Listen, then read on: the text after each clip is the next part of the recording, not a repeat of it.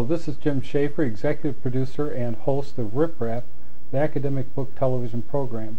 My guest today is Todd Endelman, author of The Jews of Britain, 1656 to 2000. Welcome to Rip Rap, Todd. Glad to be here. In the acknowledgments for this book, you say this volume is the culmination of 20 years of thinking and writing about Anglo-Jewish history. So the first question in my mind is, how did you become interested in writing this history, which, you, as you say, is one of the liveliest areas in modern Jewish history? Mm-hmm.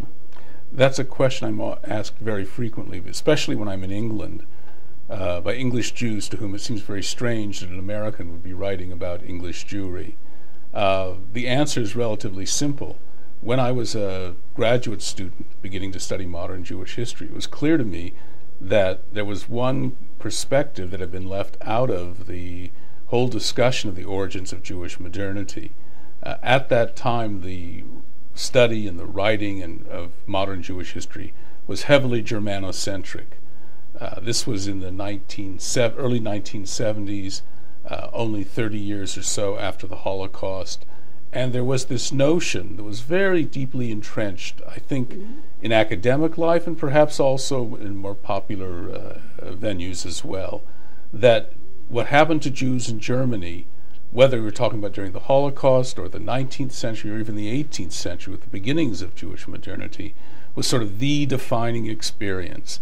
So all the attention tended to be focused on Germany, and essentially liberal societies, particularly the American Jewish experience, the British Jewish experience, to a lesser extent the Dutch Jewish experience, the French Jewish experience, were relatively missing, absent from the whole calculation of how to do modern Jewish history.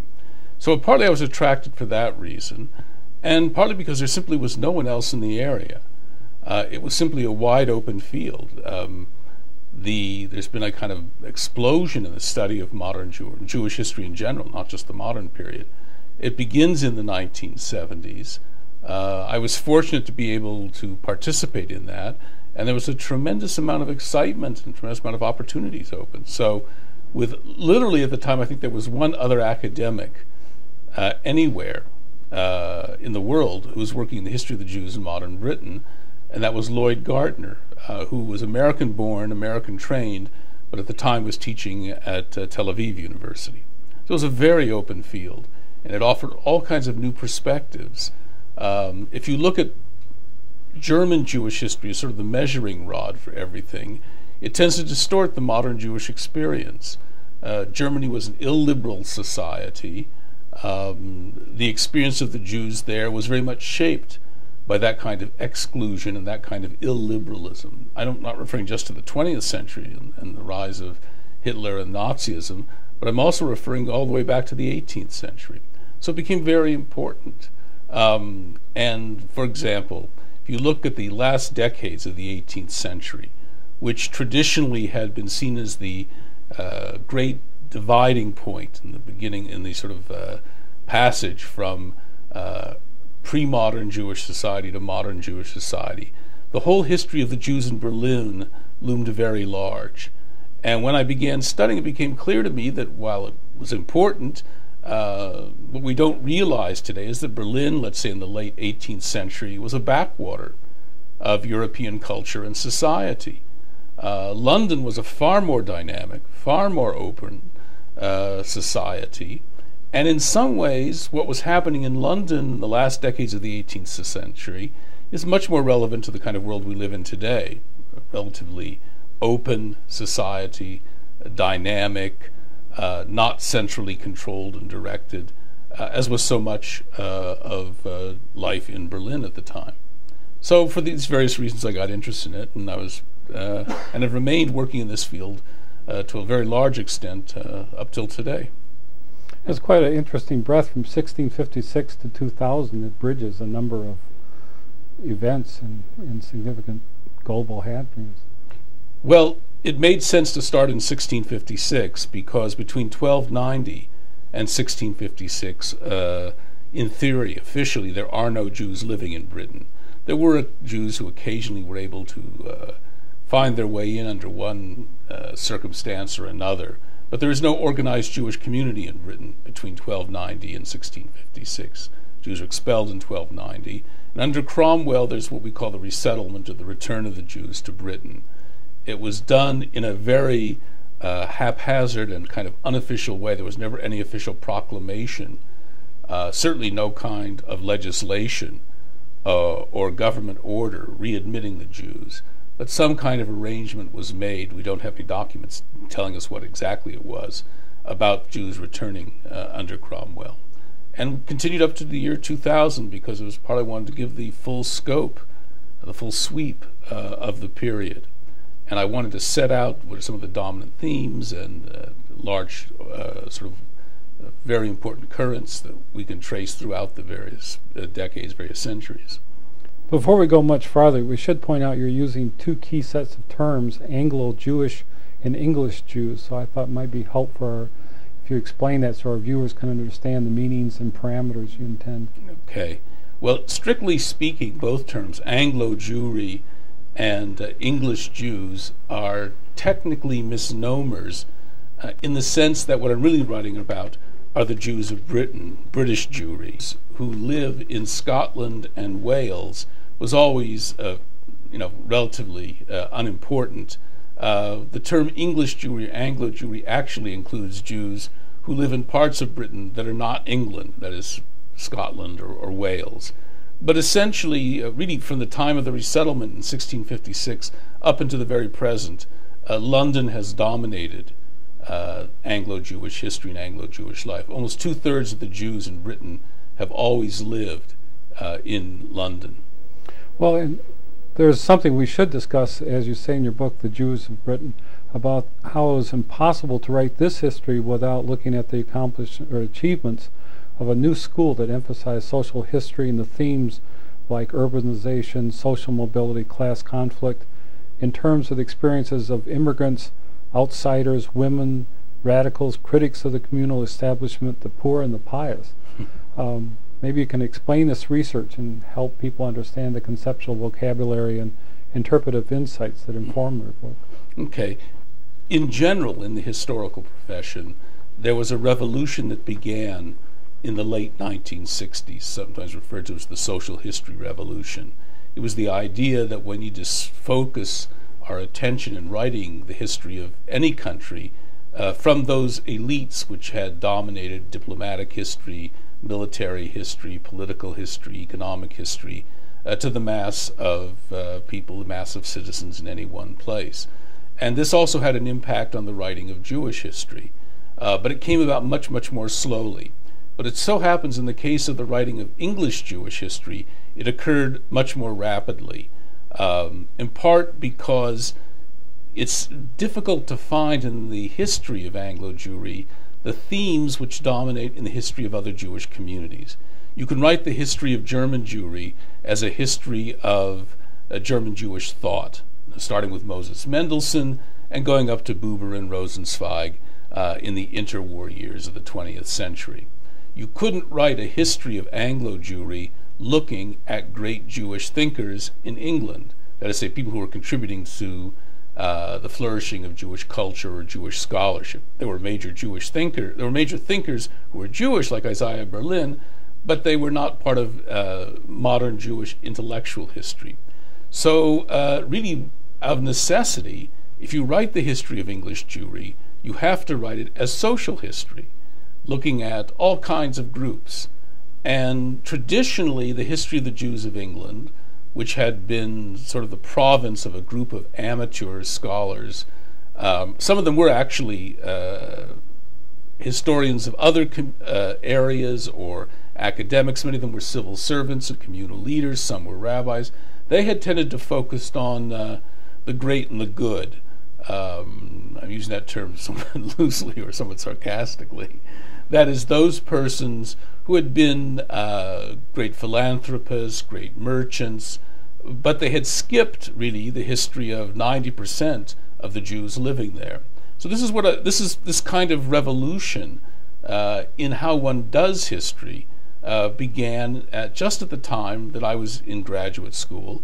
And at the time, there were many people who in England were beginning to write the history of the Jews in England from this social history perspective, which meant inevitably from the perspective of persons who oftentimes have been considered outsiders by the communal elite. And it was different groups at different times. It meant including the history of Jewish peddlers, of Jewish street vendors, of Jewish old clothesmen in the late 18th and early 19th centuries, or the history of garment workers in the late 19th century, all kinds of groups. And the justification for it, I've always thought, is that there were simply many more Jewish peddlers or Jewish old clothesmen than there were Jewish knights or baronets or whatever. Well, that's actually what I found fascinating with the book, is there's this intricacy that you've got of all these different elements, and they're very carefully developed and documented and brought together, but it does give more complexity. And there was this kind of thread throughout the book of sort of the rah-rah, the positive success failure kind of narrative versus what you were doing, which was really more of a carefully crafted study. And I felt that was a really valuable element or strategy. Well, I was moving away very consciously from this perspective which says, do we look at the Jewish experience in this country as a success story or as a failure? And that seems to me a perspective that gets in the way of understanding what happened.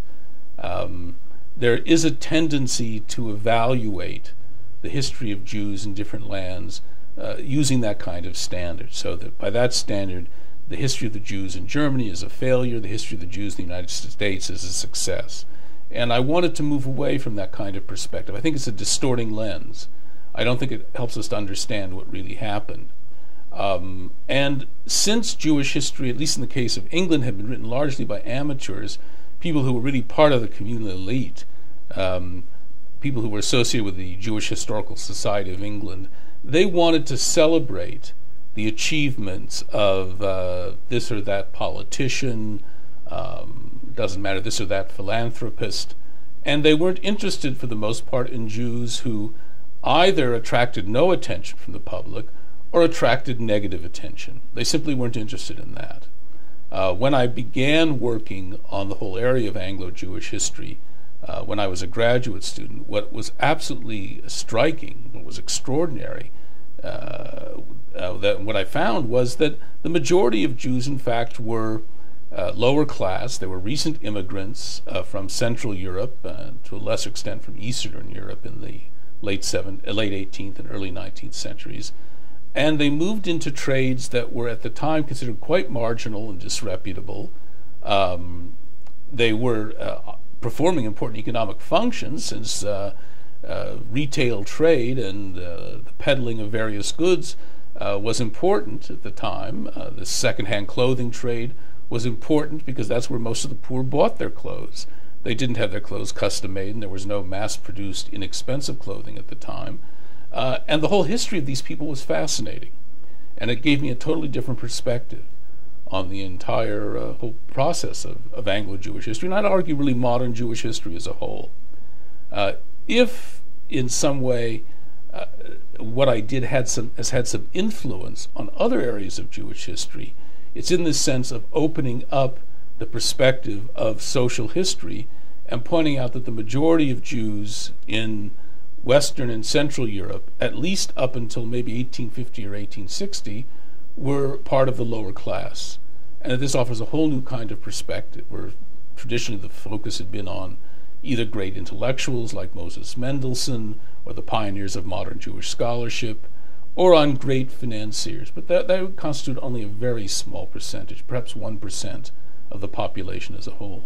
Well, and I thought that your method, or this methodology, is particularly effective when there's this concept of what you call genteel intolerance, that the British style was, it was not confrontational, but things would happen, and it was only by documenting specific instances, for example, how people would get into the university or not, that you could, by taking this careful documentation, you could point out how it happened and when it happened and when the changes occurred. And I found that really helpful. There's so much of the history of Anglo-Jewry can only be told by looking at these very specific encounters, many of which have traditionally fallen sort of beneath the radar of the historian. They're not detectable in the great events that are occurring. And it's any number, countless numbers of encounters between Jews and non-Jews that marks their acculturation integration that I tried to focus on. That meant using sources that are sometimes, if not looked down upon by historians, at least are not given prominence. I must have read hundreds of memoirs, of volumes of correspondence, of autobiographies, of biographies, to pull out little details that together constitute or give you at least the beginnings of what will be a total picture. That was the question I was just going to ask you, is how you shifted your research strategies in order to uncover or discover that additional material. And it is kind of like a mosaic or something where you're piecing all this together.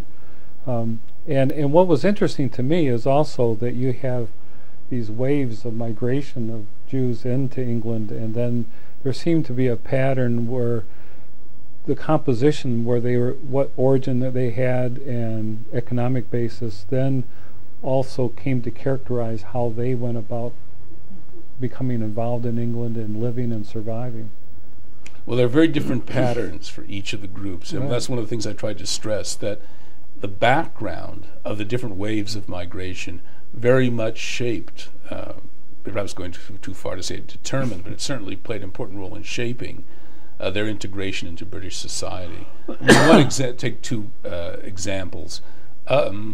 Between the return of Jews in 1656 up till about, say 1720 or so, the majority of Jews in Britain were of Spanish and Portuguese origin. Some of them migrated directly from Spain and Portugal. Others came from the West Indies or from the Netherlands. But what's significant is that their background was that of conversos, as they lived secretly as nominal Christians. And only when they returned to England, or in some cases when they went to the Netherlands and then on to England, only then did they really, in a sense, throw off the kind of Catholic masks they'd been forced to wear. But while they had lived as nominal Catholics, that had a profound impact on their whole sense of identity, of what they knew about Judaism, of how they practiced it, and to some extent it was really nothing more than a sense of being Jewish rather than a set of specific normative practices. So when they came to England, oftentimes it was quite a shock, and in part difficult for them to readjust. And that had a tremendous impact. One of the things that I found absolutely striking was how many Jews of Spanish and Portuguese origin who came, let's say, between, in the second half of the 17th century, didn't find their way back into the Jewish community. Simply, sometimes they had almost no religious identity in sense of a set of personal beliefs, and simply drifted into the majority, into the Church of England, into the Anglican majority. Another example would be German Jews who came, let's say, in the middle of the 19th century. And what I found extraordinary about them, and the way their background shaped their behavior, is that, as I sometimes say, they still thought they were in Germany. And they behaved as if the conditions in Victorian Britain were the same as those in Imperial Germany, where Jewishness was highly stigmatized. Now, it was stigmatized to some extent in Britain, but not to the same extent. But they tended to throw off any kind of identification with the Jewish community with some rapidity. And again, it was that way in which their background shaped them. Same thing could be said of the East European immigration. Their background shaped them. Today, most Jews in Britain are descendants of Jews who came from Eastern Europe, primarily from the Tsarist Empire, between 1880 and the beginning of the First World War in 1914. And these Jews constitute the majority of the community today, and their sense of what it was to be Jewish shaped their communal allegiances, their communal affiliations, once they got to London, and really to some extent up until today.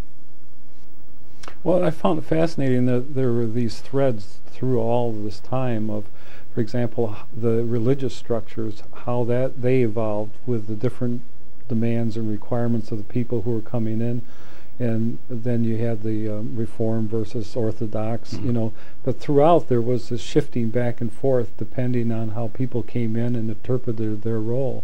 It was really a fascinating kind of flux. There was conflict because oftentimes the newcomers were critical of the established way of doing. This was, for example, happened at the end of the 19th century. British Jewry, before the mass migration from Eastern Europe, developed what I would call a somewhat unique form of traditional Judaism. It was, by the standards of orthodoxy today, quite liberal, but it was nonetheless traditional. But to the newcomers from Eastern Europe, it seemed as almost if they were practicing a form of Protestantism. For example, the chief rabbi in the Victorian period dressed as if he were a bishop of the Church of England. He wore canonicals, that kind of white silk tie around his neck. He wore gaiters, and of course he always wore a top hat. And he took on the same style as if he were, if you will, the Archbishop of the Jews. To Jews coming from Eastern Europe, this smacked of Christianity. And his liberalism, or what was in their eyes his liberalism, by Orthodox standards today it wouldn't be considered liberal, but his liberalism was shocking to them. For example, most Orthodox synagogues in Britain in the Victorian period had choirs. There were not choirs in most of the small Jewish communities of Eastern Europe from which these Jews were coming. The emphasis on decorum, on discipline, on correct behavior within the synagogue, which would not, it's quite typical of upper middle class Jews everywhere in the Western world, let's say in the late 19th century, that was a totally new development to Jews coming from Eastern Europe. So there tended to be a clash. One of the things that distinguished the whole religious structure of British Jewry from that of other communities was they developed a highly centralized community. There's almost no other community in the modern period that had a chief rabbi who exercised the kind of authority that Britain's chief rabbis did. Similarly, it had a very highly centralized defense organization called the Board of British Deputies. Right. And these forms of centralized leadership, on the one hand, were able, let's say in the political sphere or in representing Jews to the public, were able to be very effective. But at the same time, their high degree of centralization, I think, acted as a damper on creativity. If you compare, for example, the history of the Jews in Britain in the 19th and 20th centuries with the history of the Jews in the United States, what's striking is how vibrant, dynamic, and messy American Jewish history is. It was not uncommon in America when there is a dispute within a congregation for the congregation to split. And those who believed one way went one direction and the others went the other direction. In Britain that almost never happened because of the centralized form of organization. And so there was less intellectual and religious creativity. And to some extent I think you might call the poverty of Anglo-Jewish cultural creativity and Anglo-Jewish intellectual life is due to this high degree of centralization. And it's a community which still suffers today from the heavy hand of the chief rabbi, of the Beit Din of the Jewish Court of Law, which rules on matters there, and of the Board of Deputies. It's beginning to break away, and there are many more disputes and much more vibrancy today, probably than there have ever been. But it is a legacy that was both a blessing and a curse, that high degree of centralization. Well, and that was a fascinating aspect of how the Board of Deputies would interact with different developments, including anti-Semitism, and there still were some groups that would come up and challenge, by being more aggressive in dealing with that. Particularly in the 20th century. Right. Particularly in the beginning of the 1930s, with the rise of British fascism, the British Union of Fascists under Oswald Mosley. The Board of Deputies was simply really too cautious for the mass of British Jews. And other organizations arose, and they were essentially successfully could go their own way and challenge the Board of Deputies, precisely because there was that degree of freedom. That is to say, the Board of Deputies wanted to claim that it had a monopoly on representing the political views of Jews to the government and to the public. But in fact, it didn't have a monopoly. It couldn't have a monopoly, given the nature of state and society in Britain. So other groups arose, and you had more of a free-for-all from the 1930s. And it's still a problem. It still continues today. The Board of Deputies does not enjoy the kind of prestige it did at one time, and there are many who challenge its ability to speak for the Jewish community as a whole. And in that sense, British Jewry is becoming more like American Jewry now, where there is no center, if you will. This is a problem that all the minority groups living in liberal societies face. Who speaks for the community? It's certainly true in the African American community. Is it the ministers within the black community? Is it Jesse Jackson? Is it black representatives in the House of Representatives? Whatever.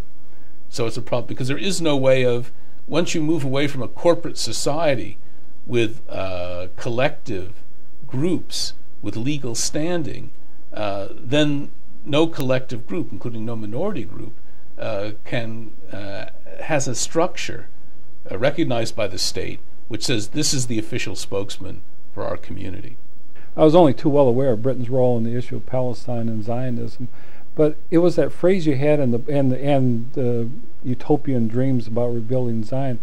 But it was that phrase you had that Britain held the mandate for Palestine until 1948, and London was the hub of World Zionist Organization diplomacy. Somehow that really was an important insight, and particularly, you know, that we're sitting here at a time when there's enormous violence and conflict going on in the Middle East. It just seemed to bring home, I didn't quite realize, it underscored how vital Britain's role and the Jews in Britain were in you know, their role in this whole situation. Well, we're accustomed today to thinking about the United States as the great arbiter of political events in the Middle East. But certainly in the 19th and 20th centuries, that wasn't true. America only becomes involved in the Middle East as the dominant power sometime in the 1960s, and largely because of the Cold War. But throughout the 19th and 20th centuries, at least up through 1948, it's Britain that's the dominant power in the Middle East. Britain's involvement with the land of Israel, Palestine, or what becomes the state of Israel, comes out of that British concern with stabilizing the Middle East, and particularly for guarding Egypt and the Suez Canal, because that was the lifeline to India, which was the jewel in the crown of British imperialism. Well, this is an interesting book. I thought that it isn't, as you hoped, I mean, that you mentioned that it's not a formless antiquarian tale. It really is an important effort to restore balance and complexity in Anglo-Jewish history. And I think you really accomplished that purpose very well. So thank you for being on Rip Rap. Thank you for having me here.